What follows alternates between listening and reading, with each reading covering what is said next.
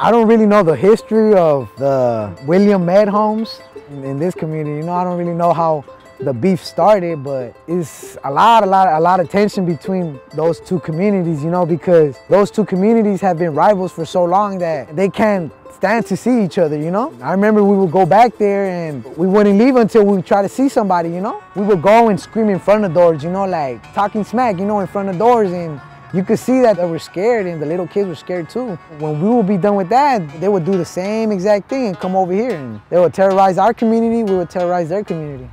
Whatever happened, I had to spend 3 years of my lifetime behind that, you know, trialing my case, you know.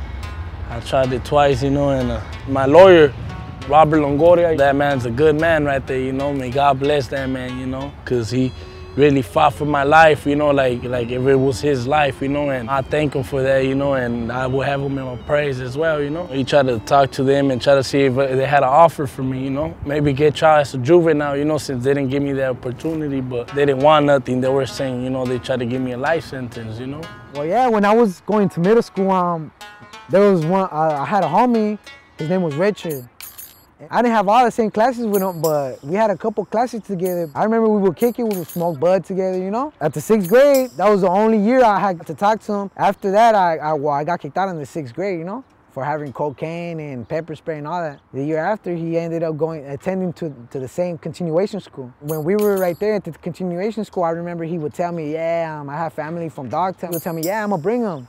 But he would just be playing around because we were homies. I'll be like, yeah, fool, bring them, I'll bring all the homies too. He wasn't gangbanging, so he didn't really know what's up, you know? I was already gangbanging. And then after that, when I went to the school over there by Commerce, they had mentioned his name, and I'm like, whoa, hold up, I know this guy. We would see that them fools from Dogtown would try to come back. You know, they were little by little, they were trying to come back. In 2007, we started seeing a little bit more writing. We were like, whoa, these fools are coming over to the hood, you know? And so we started going over to the projects. And then every day when they would come, we would go every single day when they would come. At that time, I didn't know it was Richard. I didn't know Richard had got into Dogtown, and I didn't know he came back. Little by little, I started getting more information. So I already knew who I was gangbanging against, you know? I didn't care, you know? I still wanted to kill my enemies, you know? That was my goal.